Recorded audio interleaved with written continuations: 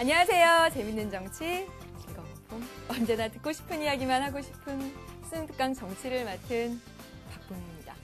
네, 여러분 오늘 이 시간은 우리 수능특강 교재 176페이지 22번째 마지막 주제 민족 통일의 과제에 대해서 이야기를 하도록 하겠습니다.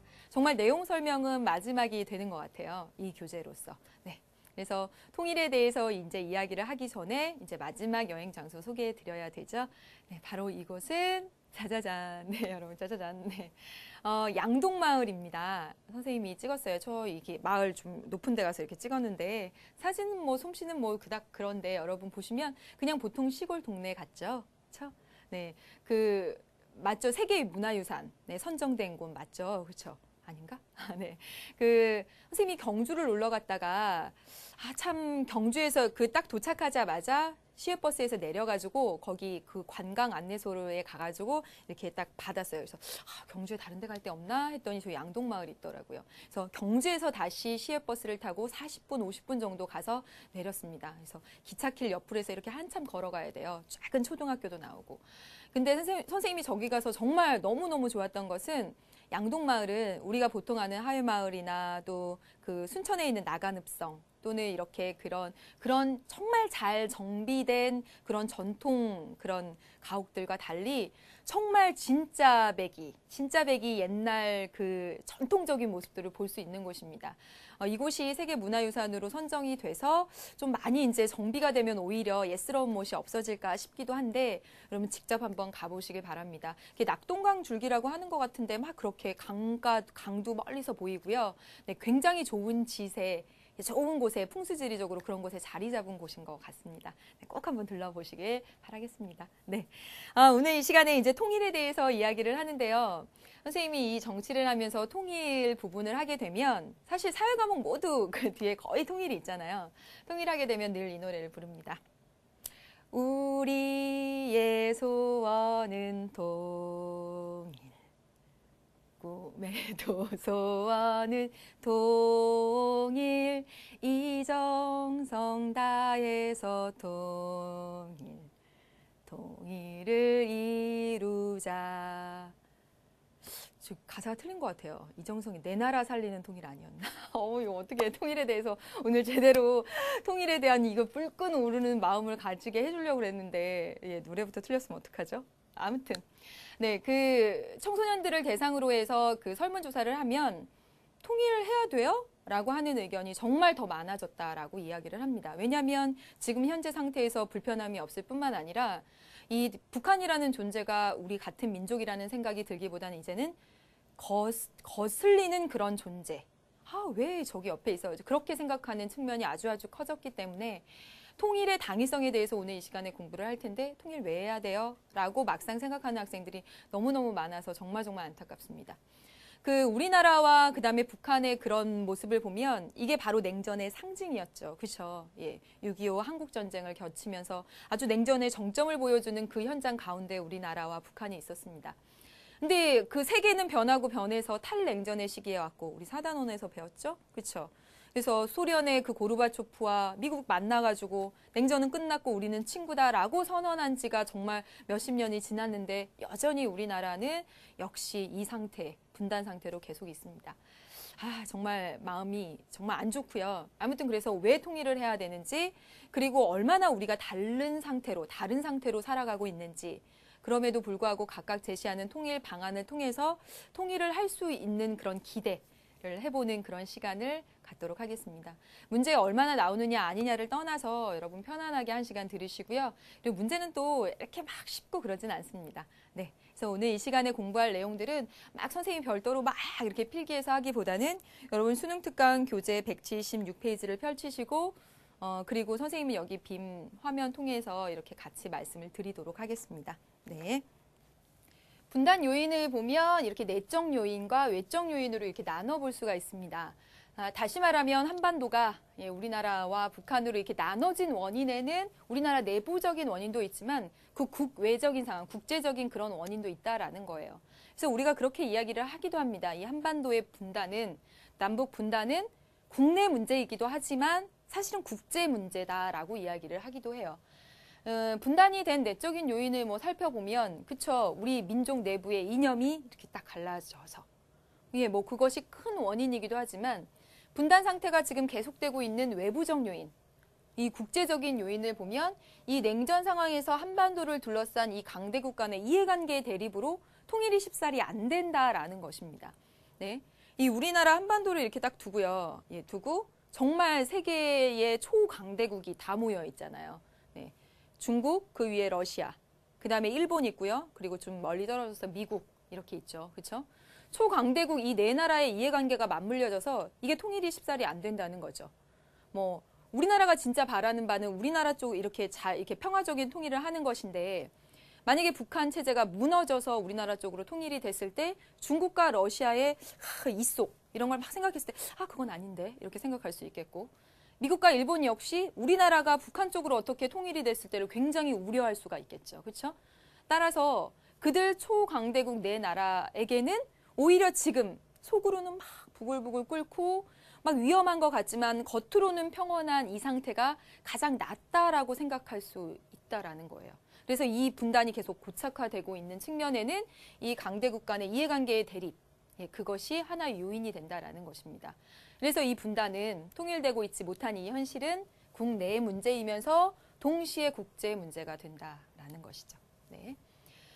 그 다음에 우리가 이 분단과 관련해서, 통일 관련해서 이야기를 할 때 여러분 꼭 알아두셔야 할 것이 분단 비용과 통일 비용입니다. 네. 문제도 뭐 출제가 됐었고요. 분단 비용은 조금 이따가 이제 문제를 풀어보겠지만 소모적인 비용입니다. 낭비적 비용. 네. 우리나라가 통일을 못하고 있기 때문에, 남과 북이 이렇게 갈라져 있기 때문에 어쩔 수 없이 들이는 그 낭비적인 비용. 그것을 분단 비용이다라고 이야기를 하고, 통일 비용은 우리의 소원은 통일 했잖아요. 그렇죠? 통일을 이루기 위해서는 반드시 지출해야 할, 언젠가는 꼭 지출해야 할 투자적 비용입니다. 네. 통일이 늦춰질수록 분단 비용, 낭비되는 비용도 커지겠고, 또 통일을 준비하기 위해서 들어가야 될 비용들도 또 커지겠죠. 그렇죠? 네. 서독과 동독의 GDP 격차보다 우리나라와 지금 북한의 GDP 격차가 어마어마하게 훨씬 더 몇 배나 더 많이 납니다. 네, 30몇 배라고 제가 알고 있는데 수치가 잘 기억은 안 나는데요. 동독과 서독이 통일할 때도 그렇게 많이 이렇게 힘들었다는 거 여러분 잘 알고 계시죠? 그렇죠? 경제적 격차가 많이 나면서 이것을 끌어올리기까지 많이. 근데 지금 북한과 우리나라의 경제적 격차를 보면 진짜 이만큼이에요. 북한은 우리 수준으로 끌어올리는데 무수히 많은 돈이 들어가겠고, 시간이 지나면 지날수록, 통일이 늦춰질수록 더 격차는 벌어지고 있으니까 그것을 끌어올리는데 더 많은 돈이 들어갈 거예요. 이제 구체적으로 좀 내용을 보면, 이 분단 비용이라고 하는 것의 아주 가장 대표적인 게 군사비입니다. 군사비, 경제비, 외교비 등 여러 분야에서 나타나는 남북한 경쟁에 따른 그런 소모적인 비용이고요. 대외 신인도 하락에 따른 손해 등 분단으로 인해 발생하는 비용을 분단 비용이라고 얘기를 합니다. 지금 군사비가 가장 대표적인 분단 비용이 되는데, 이 군사비 외에도 지금 대외 신인도 하락에 따른 그런 손해, 그런 것도 있고, 또 아주 무형의, 그러니까 다시 눈에 안 보이는 무형의 비용들, 이산가족의 아픔, 이런 거.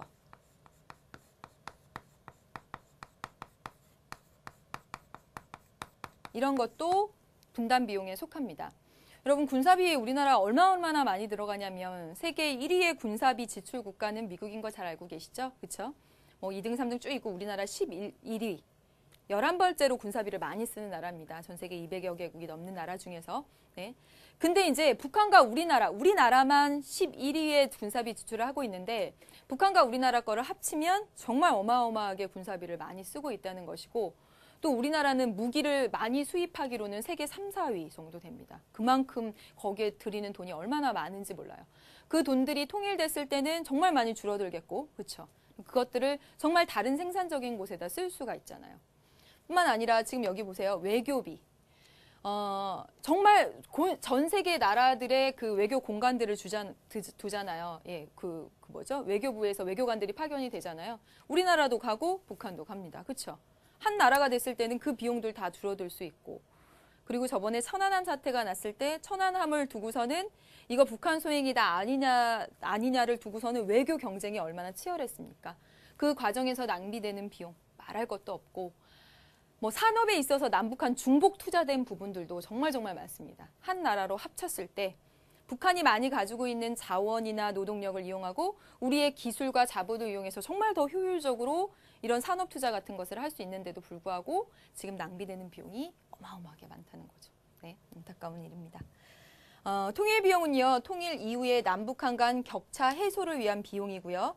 그래서 이런 비용에는 북한의 경제개발비, 그리고 사회보장비, 그다음에 제도 통합 비용 등이 포함이 됩니다. 우리 교재 여러분 177페이지 내용을 보면서 이야기를 드릴게요. 필수 자료. 네, 보겠습니다. 지금 보시면 통일 비용의 예가 나왔습니다. 뭐 위기 관리 비용, 제도 통합 비용, 경제적 투자 비용 이런 것들로 이렇게 나누어지는데 여러분 절대로 외우실 필요는 없습니다. 그래도 이제 통일 비용이라는 게 뭔지 여러분 한번 알고 가셔야 되고 그렇기 때문에 말씀을 드리면 위기 관리 비용이라는 건 뭐냐면 통일된 직후에 북한 지역의 급격한 경제, 사회적 충격을 완화하고 그런 거시경제적 불안을 극소화하기 위해서 투입되는 그런 비용들을 위기 관리 비용이다라고 이야기를 한답니다. 제도 통합 비용 보면 남북한의 이질적인 제도를 하나로 통합시키는 비용. 뭐 여기에는 지금 경제 제도를 통합시키는 비용 이렇게 나와 있는데 그거 외에도 여러분 생각해 보시면 정말 많아요. 뭐 신호등 체계도 다를 것이고요. 그렇죠? 그럼 그거 다 고쳐야 되잖아요. 교과서 다르겠죠? 다 달라요. 그거 다 고쳐야 되겠고. 그 다음에 뭐 학년제도 다르잖아요. 우리 6학년, 3학년 이렇게 가는 거 북한하고 달라요. 그런 것 정말 하나에서 10가지 다 그런 것에 들어가는 비용들이 무지무지하게 많아질 겁니다. 그 다음에 경제적 투자 비용. 북한의 열악한 사회 간접 자본을 개선하기 위해서 들어가는 비용도. 뭐 도로도 건설하고 뭐 정말 뭐 지하철도 뚫어야 되고 정말 많은 비용들이 들어갈 겁니다. 그래서 여기 사례 이렇게 뭐 나와 있네요. 네, 화폐도 통일해야 되겠네요. 법도 개정해야 되겠고.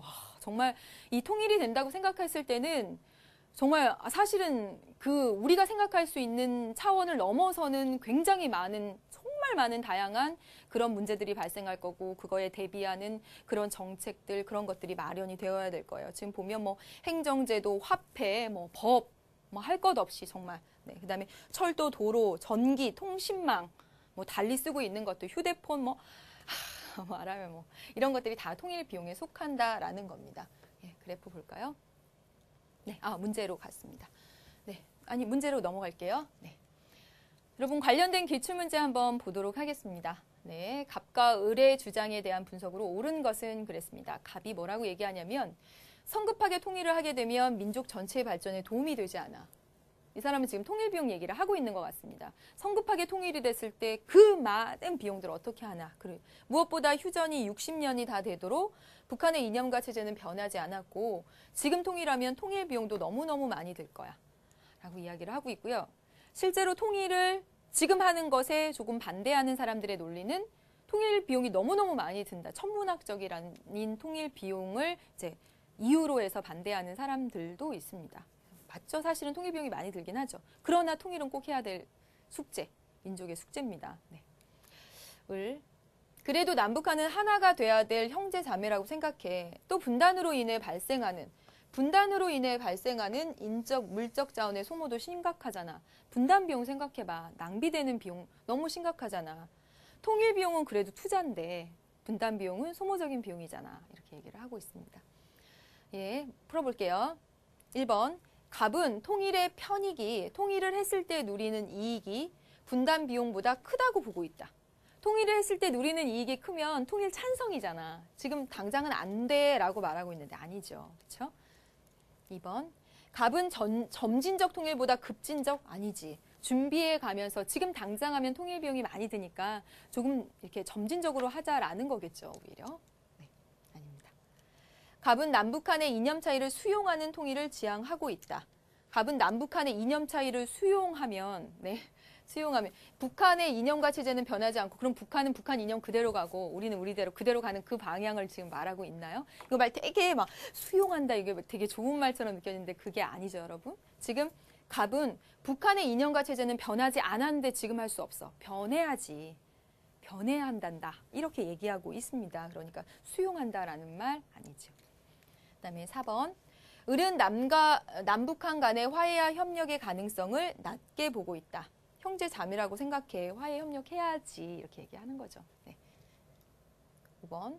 을은 냉전적 관점보다는 민족 공동체적인 관점을 취하고 있다. 저 5번이 답이 되겠죠? 형제 자매라고 생각해. 하나잖아. 이렇게 5번 정답 되겠습니다. 네. 여기까지 해서 분단의 요인하고 여러분 그리고 통일 비용과 분단 비용에 대해서 정의를 해봤습니다.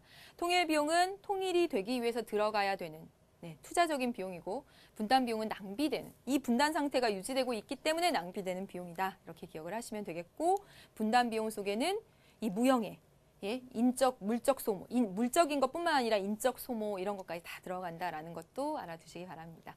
네, 계속 볼게요. 그 다음에 볼게요. 통일의 당위성입니다. 여러분, 당위성의 뜻은 통일을 당연히 해야 되는 이유. 왜 통일을 해야 되는가? 이렇게 통일 비용이 많이 드는데도 불구하고 통일을 해야 되는 이유, 국가 발전을 위해서 그리고 인도주의적 차원에서 그리고 민족사적 측면에서 국제사회 요청으로 이렇게 4가지가 통일의 당위성으로 나와 있습니다. 하나하나 말씀드리겠고요. 여러분 이거 암기하실 필요는 없고요. 나중에 혹시라도 논술 이런 데 나오거나 아니면 여러분 면접 보실 때 통일에 대해서 어떻게 생각해 학생? 반말하실래나? 네, 통일에 대해서 어떻게 생각하시죠? 얘기해보세요. 라고 했을 때 저는 통일을 해야 합니다. 그 이유는 이러해서 3가지 차원에서 4가지 차원에서 혹은 2가지로 말씀을 드리겠습니다. 하고 이야기를 하면 보다 더 정말 좀 제대로 된 답변이 되겠죠. 그렇죠? 네. 통일의 당위성 첫째 국가 발전 차원에서입니다. 지금 보시면 이 통일을 안 하고 있으니까 어떻게 됐었냐면 그동안 우리나라는 정말 많이 민주화됐지만 그 전에 한 7, 80년대를 생각해 보시면 60년대, 70년대, 80년대까지 이렇게 중반까지 생각해 보시면 걸핏하면 안보를 핑계로 대서 권위주의 정권이 탄생을 하고 우리나라 경우는 북한은 더더욱 폐쇄적인 그런 정책을 펼쳐가는 거예요. 그래서 인권 침해도 심각했었고요. 과도한 국방비 지출로 국가 발전이 저해됐습니다. 네, 실제로요. 그래서 이 분단 상태가 이렇게 계속되고 있으니까 여러분 보세요. 일본에서 지진이 났을 때 일본 여행 가겠어요? 네, 안 간다 그러죠. 그렇죠? 미국에서 이렇게 났을 때 안 간다고 그래요. 예. 우리나라가 이렇게 북한과 이렇게 자꾸 대치하고 자그마한 충돌이라도 있으면 국제 신인도도 떨어지고 여행객도 안 오고요. 여러 가지로 손해가 정말 이만저만이 아닙니다. 이런 제도적인 차원은 물론이거니와 경제적이고 문화적인 것까지 다 해서 그래서 국가 발전을 이유로 해서라도 목적으로 해서라도 통일은 꼭 돼야 됩니다. 네. 그다음에 2번째 보면 인도주의적 요청이다라고 되어 있죠. 다시 보시면 이산가족의 인도주의적 아픔을 이제 치유할 필요가 있다. 여러분 잘 생각해 보시면 지금 분단이 된 지 거의 이제 60년이 됐는데 생각해 보세요. 그때 초등학교 같이 다녔다고 해봅시다. 제 동생하고 저하고. 그러고 나서 60년 동안 못 봤어요. 60년 동안. 혹시라도 정말 이렇게 상봉해서 얼굴을 보면 그 어렸을 때 얼굴 찾아낼 수 있을까요? 예. 그냥 단순히 생각으로 내 부모님, 그때 떨어졌던 내 부모님 돌아가셨는지 여전히 살아계신지 알지도 못한 상태로 또는 내 동생, 내 오빠, 언니는 어떻게 돼 있는지 알지도 못하는 상태로 60년을 보낸다라고 생각해 보면 정말 이 가슴이 미어지고, 그쵸. 상상만 해도. 그리고 만났는데 정말 이렇게 2박 3일 만나게 해줬는데 내 동생인지 내 언니인지 오빠인지 형인지 정말 알아볼 수도 없게 늙어버렸다라고 생각을 하면 정말 이건 커다란 아픔인 거죠. 그쵸. 이제 그만 그 이산가족의 아픔을 치유하기 위해서라도 이제 통일해야 되지 않느냐라는 것입니다. 네. 그 다음에 3번째 보시면 민족사적 측면이다라고 나와 있어요. 여러분 우리나라처럼 한 민족이 이렇게 단일 민족이라고 사실 말할 수 없대요. 요즘 그렇게 말해서도 안 되고 다문화 사회이기 때문에. 그럼에도 불구하고 굉장히 정말 단일한 민족인 편입니다. 그렇죠? 이렇게 모여 사는데 사실 북한도 우리 한 민족이잖아요. 근데 자꾸 한 민족이라는 생각을 잊게 되면서 사실 이제 이렇게 거의 이렇게 찢어져 가고 있는데 맞잖아요, 한 민족. 그럼 같이 살아야 하잖아요.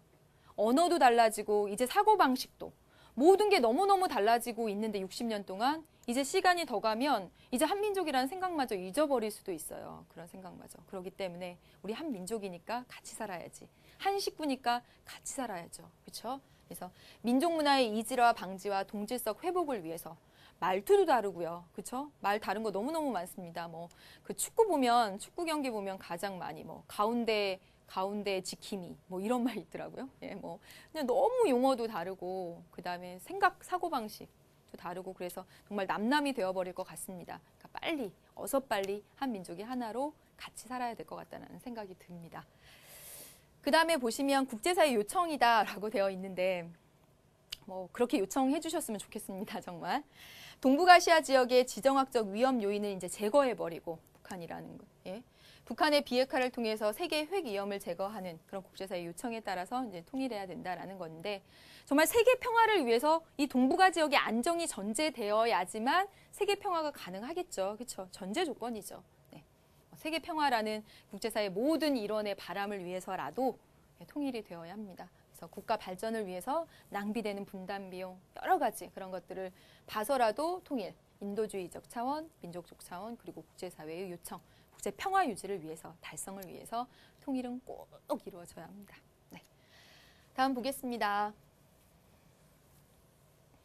남북한 체제의 비교 이렇게 보도록 하겠습니다. 지금 남한하고 북한 뭐 정치, 경제, 사회, 문화적 측면에서 너무너무 다르고 생각하는 것도 다르고 네. 뭐 깜짝 놀랄 정도잖아요. 서로 얘기를 해보고 그러면. 남한 보면 정치적 측면에서는 자유민주주의 채택하고 있고 개인의 자유와 권리 보장하는데 개인 우위에. 근데 북한 보면 개인의 자유와 권리보다 국가가 우선인. 다르죠. 그렇죠? 경제적 측면에서도 남한은 자본주의 시장경제 체제 하고 있지만 북한은 사회주의 계획경제 체제를 채택하고 있습니다. 네. 그다음에 남한 보면 사회문화적 측면에서 개인주의와 다원주의의 기초에서 정말 다양성이 보장이 되죠. 근데 북한은 집단주의적 이념 추구하고 있고 예, 문화 교류는 정체되어 있고 뭐 이렇습니다.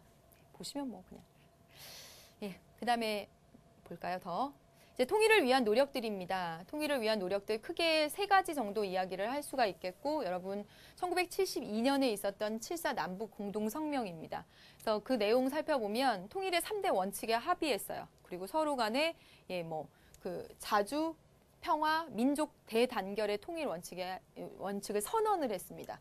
네. 그래서 이 7.4 남북 공동선언이 나온 것은 여러분 우리 국제 정치 파트 그때 할 때, 국제 정치에 변화할 때, 외교랑 이렇게 맞물려서 사실은 다 이야기를 했던 부분이에요. 네, 기억하십니까?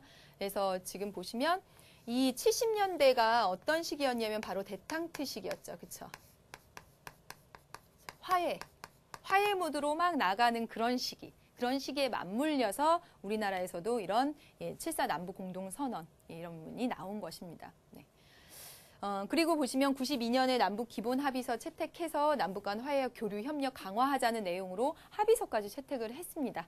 그런데 그 이후에 90년대 말쯤 가서부터 북한이 NPT 탈퇴하고 여러분 핵 확산 금지 조약이죠, 이게. 핵 확산 금지 조약 탈퇴해서 뭐 핵 만드는 막 그런 거 하고 막 이런 것들 하니까 막 국제사회 시선 모이고 남북 관계 경색되고 막 이랬습니다. 근데 이게 계속 그랬던 것 같아요. 조금 뭐 합의했다가 금방 나빠졌다가 그랬다가 막 이렇게. 세 번째 보면 남북 정상회담이 있었죠. 2000년 네, 보시면. 그래서 6.15 남북 공동선언 발표했습니다. 역사적인 순간이었죠. 예. 북한의 김정일 주석과 그다음에 김대중 돌아가신 전 대통령이 만났습니다. 그래서 통일 문제를 자주적으로 해결하겠다. 민족 경제의 균형 있는 발전을 위해서 교류 활성화하겠다. 이산가족 문제를 조속히 해결하겠다라는 사항들에 합의를 했으나 지금 상태는 좀 지지부진한 상태에 또 있죠. 네, 안타깝습니다. 아무튼 이런 통일을 위한 노력들이 있었고 여러분 국제정치 파트 할 때 국제정치의 변화 이야기할 때 7.4 남북 공동성명 남북 정상회담 이야기했던 건 여러분 알고 계시죠? 그렇죠? 국제정치 흐름과 같이 맞물려서 여러분 꼭 해놓으시길 바라겠습니다. 네, 이제 마지막 볼까요? 네, 남북한 통일 정책의 비교입니다. 네, 여러분 보시면 북한의 통일 정책 명칭은 고려 연방제고 우리나라는 민족공동체 통일방안 이런 거 외우실 필요 전혀 없습니다. 자 보세요. 북한도 통일한다 그러고 우리나라도 통일한다고 합니다. 그런데 통일한다라고 서로 말은 하는데 통일 방안에 대해서 방법에 대해서는 서로 일치가 되지 않아요. 그럼 통일될 수 있을까? 자, 보세요. 나랑 어떤 사람이랑 둘이 화해한대. 그래, 우리 화해하자. 같이 합치자라고 말을 하면서 이 사람은 남산에서 만나서 화해하자 그러고 저는 강남역에서 만나서 화해하자 그래요. 예. 그러면 안 하자는 거나 마찬가지인 거죠. 그렇죠? 그렇죠? 다시 말하면 그동안 남한과 북한, 우리 한국과 북한의 통일 방법에 대해서 견해차가 좁혀지지가 않았던 거예요. 말로만 서로 통일하지 그 방법에 대해서 견해차가 좁혀지지 않으니까 통일은 정말 요원한 일이기만 했던 겁니다. 그런데 북한의 통일 방안과 남한의 통일 방안, 한국의 통일 방안 가운데서 공통적인 요소, 좀 비슷한 요소를 찾아냈어요. 우리가 서로 비슷한 생각하고 있었던 거야? 그럼 통일될 수도 있지 않을까? 조금 약간 비슷하네, 공통점이 있네 하는 것을 발견했다라는 겁니다. 그거 위주로 말씀을 드릴게요. 뭐 북한의 통일 방식, 한국의 통일 방식 이런 거 그리고 북한의 통일 철학은 주체 사상이고 우리는 민주주의 이런 거 여러분 지금 막 구분해서 외우실 필요가 없습니다. 방금 선생님이 말한 거에만 주안점을 두면 되는데 자주평화 민주 통일 원칙 이렇게 돼 있는데 북한 보세요. 연방 국가의 점차적 완성이 통일 과정이다라고 되어 있습니다. 연방 국가의 점차적 완성. 근데 우리나라는 남북 연합 단계에서 연방 단계로 완전한 통일 단계로 이렇게 나아간다라고 되어 있어요. 우리나라는. 마지막에 통일 국가의 형태를 한번 볼게요. 북한은 어떠냐면 우리 하나의 민족이지. 북한과 한국이 하나의 민족이고 하나의 민족이라면 하나의 국가를 만들고요. 그렇지만 우리는 이념과 그런 것이 다르기 때문에 두 개의 체제로 두 정부 형태로 가자라고 북한은 주장합니다. 근데 우리나라는 한국은요. 한민족이 하나의 국가 당연하죠. 하나의 국가라면 하나의 체제로 민주주의적 체제로 그리고 하나의 정부인 통일국가로 가야 되지 않느냐라고 보는 게 우리나라예요. 다르죠 지금. 그렇죠? 여기는 이 체제 이 정부 형태로 우리나라는 하나의 체제 하나의 정부 형태로 그러니까 뭐가 안 맞았었으나 이 공통점 약간 비슷한 측면 발견했다고. 어떤 건지 보도록 할게요. 지금 북한이 말하는 이 연방제 통일 방안은 한민족 한국가 이체제 이정부 형태의 연방국가 통일 방안이에요. 이 연방이라는 말은 어디서 여러분 많이 들어보셨죠? 미국이죠. 그렇죠? 미국에 보면 미국은 하나의 국가지. 미 합중국 연방이잖아요. 그렇죠? 하나의 국가입니다. 하나의 국가인데 하나의 국가 안에 50여 개의 주가 있죠? 그렇죠? 선생님이 대표적으로 두 개의 주를 이렇게 하겠습니다. A주, B주. 이 각각의 주는요. 정말 다른 나라로 치면 한 나라랑 똑같다는 거야. 고도의 자치권을 가지고 있습니다. 네. 그래서 법도 달라요. 그래서 여러분 그런 거 많이 보셨나요? 여기서 B주에서 잘못하고 A주로 도망가면 못 잡는다. 이런 거 보셨죠? 그렇죠? 네. 여기서는 음주운전 해도 되고요. 예? 여기서는 하면 안 되고. 예? 그다음에 여기서는 안전띠 안 매도 안 잡히는데 여기 가면 안전띠 안 매면 잡히고. 이렇게 법도 다르고 다 다른 거야. 다시 말하면 미국은 겉으로는 하나의 국가지만 각각의 주가 고도의 자치권을 가지고 있는 형태입니다. 네. 그래서 북한이 말하는 이 연방제 통일 방식이라고 하는 것은 A주의 우리나라, 한국과 북한이 이렇게 들어가서 하나의 국가라는 테두리 안에 있지만 두 개의 각각의 정부로서 두 개의 체제로 그냥 가자라는 게 북한의 통일 방식이에요. 근데 우리나라는 지금 보면 하나의 국가, 하나의 체제, 하나의 정부로 가자라는 거죠. 근데 이제 궁극적으로 바라는 방식이고 중간에 우리나라도 남북 연합 방식이 있다라는 거예요. 연합 방식. 이 남북 연합 방식은 여러분 EU 생각하시면 됩니다. EU, 유럽 연합. 여러분 유럽 연합 보세요. 유럽 연합 4단원에서 배웠죠. 4단원에서 배울 때 어떻게 배웠죠? 유럽연합 대통령도 있고 유럽연합 의회도 있고 외교장관도 있어요. 유럽연합 자체가 뭔가 하나의 정말 나라처럼 느껴지죠. 그렇죠? 그런데 미국이라는 그런 나라보다는 강력하지는 않아요. 그러니까 국가라고 말하긴 못하고 조약에 의해서 어떤 목적을 달성하기 위해서 이렇게 모인 거야. 그래서 이 모인 안에는 프랑스라는 나라도 있고 독일이라는 국가도 있어요. 국가, 국가. A 국가, B 국가 이렇게 있다는 거예요. 그래서 우리나라가 말하는 이 남북 연합 방식이라는 건 뭐냐면 그래 북한과 우리 한국이 어떤 목적을 위해서 그래 통일이라는 목적을 위해서 그리고 국가 발전이라는 목적을 위해서 그래 이렇게 하나로 이렇게 뭉쳐져 있자. 국가는 아니지만. 그러면서 고도의 자치권을 행사하는 그런 형태로 이렇게 독립적인 국가 형태로 있으면서도 어떤 목적에 따라서 이렇게 모여 있자. 흡사 EU처럼. 그래서 이렇게 모여 있다가 연방을 형성하고 그 다음에 완전하게 합치자라고 하는 게 우리나라 통일 방식입니다. 다시 말하면 뭐냐면 북한의 이 연방제 통일 방안과 우리나라의 이 연합체제, 과도기적 단계에 있는 연합체제가 유사한 측면이 있다라는 것이죠. 그걸 발견한 거예요. 그러니까 북한과 우리나라가 통일 방식에서부터 다 차이가 나고 진짜 통일은 꿈도 못 꿔. 이러고 있다가 이런 비슷한 측면이 있구나. 과도기적 단계의 남북연합과 이 연방제 방안에서 유사한 측면을 찾아냈다라는 것이 뭐 하나의 의의라고 할 수가 있겠습니다.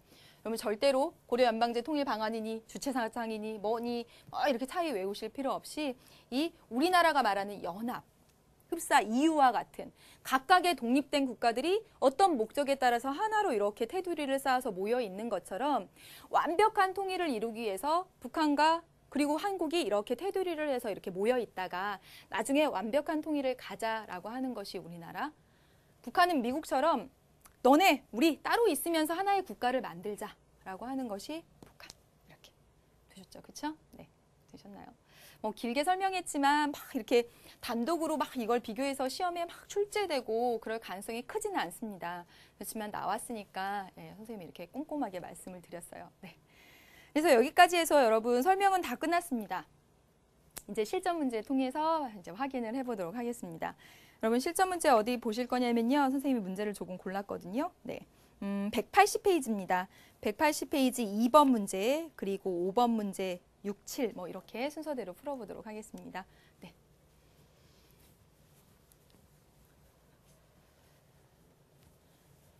자, 볼게요. 2번 문제입니다.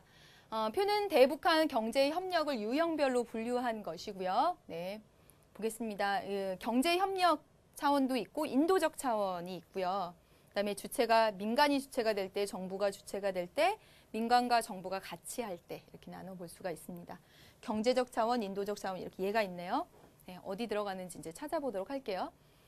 천주교 차원에서 여러분 정부입니까? 민간입니까? 민간이죠. 그렇죠? 천주교 차원에서 교육, 인도적 차원이죠. 그렇죠? 민간이 인도적 차원에서 했으니까 이건 기역이 아니라 디귿이라고 해야 되죠. 그렇죠? 네, 다음이요. 민족화해협력 범국민협의회의 신의주 지역의 의료 봉사활동 그랬습니다. 민족화해협력 범국민협의회. 이게 여러분 어디 차원으로 들어가면 좋겠습니까? 민간 차원이라고 들어가면 좋겠죠. 그렇죠? 민족 간의 화해와 협력을 위한 범국민적 협의회라고 했으니까 민간으로 들어가면 좋겠고. 그렇죠? 민간이 의료 봉사를 한 거니까 인도적 차원이니까 디귿이라고 하는 것이 좋겠죠. 그렇죠? 3번. 디귿에 보시면 디귿이라고 했어요. 근데 한번 볼게요. K 기업이, 기업이니까 민간이죠. 북한산 송이버섯 수입, 경제네요. 그렇죠? 민간이 경제니까 여기 기역에 해당되죠. 디귿 아니죠. 그렇죠? 네. 4번. 정부네요. 개성공단 기반 조성과 대기업 공장을 설치했습니다. 대기업의 공장. 정부가 경제적인 거 했네요. 그렇죠? 그러니까 이 부분 해당돼야 되겠네요. 그렇죠? 네. 인도적인 거 아니에요. 이 부분인데. 틀렸죠? 네. 5번 그럼 정답 되겠네요. 인천시 정부죠. 그렇죠? 국가기관. 인천시가 남북평화재단 민간 같아요. 예, 민간이 이걸 통해서 민간과 정부가 합해서 북한의 산모를 지원했답니다. 인도적 지원이죠. 그렇죠? 미음 해당되는 거 맞습니다. 그래서 정답은 5번으로 풀면 되겠습니다. 예, 그럼 페이지를 넘겨서 이제 5번 문제로 넘어가 보겠습니다. 네. 5번 문제 풀기 전에 잠깐 쉬죠. 네.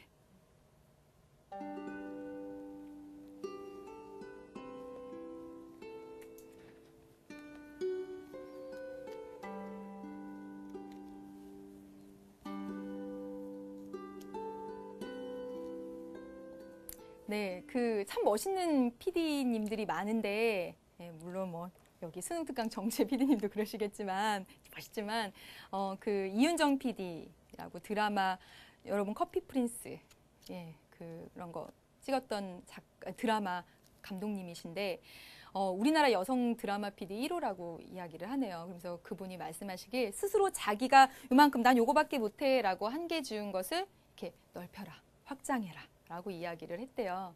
그랬으니까 그녀가 그렇게 했으니까 드라마 PD까지 됐겠죠. 그렇죠? 여러분은 난 요만큼밖에 못해. 난 이만한 사람이야. 내 그릇 이만해 라고 생각하고 있다면 이렇게 좀 넓혀보세요.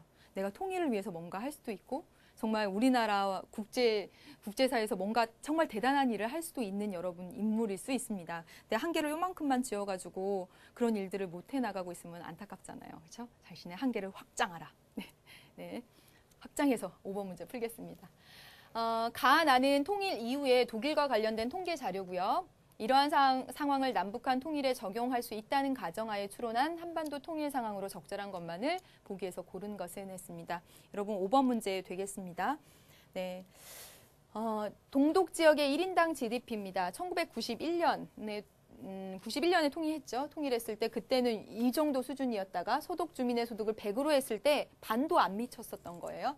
그러다가 이렇게 회복이 돼서 2008년도에는 이제 같은 수준이 된 거죠. 그렇죠? 네. 많은 어려움이 있었겠네요. 정말 그 소득 주민의 반도 안 되는 그런 경제력을 끌어올리는 데까지 힘들었겠네요. 그래서 통일 비용의 지출 내용을 보면 어떤 도로나 철도, 주택, 통신망 건설에 뭐 이만큼 들어가고 경제 지원에 이만큼 들어갔는데 대부분 정말 돈이 많이 투입된 데는 이 사회복지 분야에 정말 많은 돈이 투입된 것을 알 수가 있죠. 그렇죠? 연금, 실업급여 등 이런 데. 네. 보겠습니다. 기억. 통일이 되고 났을 때 남북한 경제 격차는 감소할 것이다. 그렇죠. 지금 보시면 동독과 서독의 선생님이 잘 아주 정확한 통계 수치 나지는 않지만 동독과 서독의 경제적 격차가 한 4대 1 정도라고 들었습니다. 예. 그러니까 4배 정도 차이가 났다라고 들었는데 북한과 우리나라는 34배 정도 된다라고 해요. 그러니까 정말 어마어마한 차이죠. 그러니까 끌어올릴 거 아니에요. 그렇죠? 어떻게든 끌어올리겠죠. 그러니까 경제적 격차가 줄어들겠죠. 네. 그 다음에 보겠습니다. 통일은 남쪽 지역의 사회보장 확대에 기여할 것이다. 그럼 남쪽 지역의 사회보장 확대, 북쪽 지역에. 그렇죠? 왜 사회보장 비용이 거기에 이렇게 투입되는 거잖아요. 북한 지역으로 투입되는 거니까. 아니죠. 그렇죠? 통일 비용 중에 그렇죠. 사회보장 비용에 대한 준비가 가장 많이 필요하겠죠. 그 동독의 사례를 보면. 맞습니다. 네. 통일 전에 북한 경제를 성장시키는 것은 통일 비용 축소에 기여하겠죠. 그렇죠? 남북한 경제 격차가 30배 났을 때보다 북한 경제를 조금 어떻게 끌어올려서 20배 난다면 그렇죠? 그 30배 났을 때보다 20배 났을 때보다 더 그래도 통일 비용이 좀 절약이 될 거 아니에요. 맞습니까, 여러분? 통일 전에 그러니까 통일되기 전에 사전에 교류와 협력, 북한 사회 개방 이런 걸 통해서 북한 경제를 어느 정도, 북한 사회를 어느 정도 이렇게 끌어올릴 필요가 있다라는 것이죠. 그래서 통일 전에 북한 경제를 성장시키는 것은 통일 비용을 조금 더 절약하는 데 도움이 될 것입니다. 네, 맞죠? 네. 다음 문제 볼게요. 그럼 6번 문제 볼까요? 네. 표는 동서독과 남북한을 비교한 것이고요. 이를 토대로 독일과 비교하여 한반도 통일이 가져올 영향입니다. 지금 보시면 1989년 통일 직전의 동서독입니다. 네. 보시면 면적은 2배 차이, 네. 동독 대 서독. 네. 그 다음에 인구는 한 4배, GDP는 10배 정도 차이가 났고요. 1인당은 3배가 조금 안 나네 이렇게 납니다. 근데 우리나라 지금 보세요. 면적은 우리가 좀 더 좁고요. 북한에 비해서. 그다음에 인구는 한 2배 많고 GDP는 32배. 1인당 GDP는 뭐 15배. 정말 차이가 많이 나는 거죠. 그러니까 그 서독이 동독을 끌어올리는데 정말 힘들었다고 하는데 이 우리나라가 북한을 끌어올리는데 더 많은 정말 그 노력과 정말 힘든 과정이 필요하다라는 것을 짐작을 할 수가 있을 것 같아요. 뭐 수출의 차, 수입의 차 뭐 어마어마합니다. 그러면 옳은 추론을 보기에서 고른 것은 했습니다. 문제 한번 풀어볼게요. 기억. 경제 개방에 따른 혼란의 위험성이 상대적으로 크겠죠. 격차가 많이 벌어져 있으니까 어느 날 갑자기 개방했을 때 일어날 수 있는 혼란 정말 클 것입니다. 네. 그다음에요. 남북한 간의 경제 격차 해소의 필요성이 상대적으로 크죠. 그렇죠? 경제 격차가 많이 벌어졌으니까 그걸 빨리 해소해야 될 거예요. 네. 그다음에 디귿.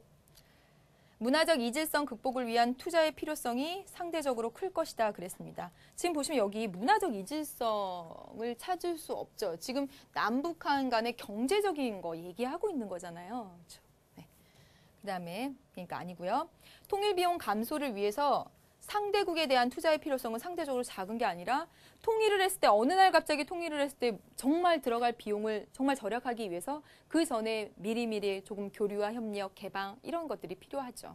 그러니까 상대국에 대한 투자의 필요성이 크죠. 네, 아니죠. 네, 됐습니다.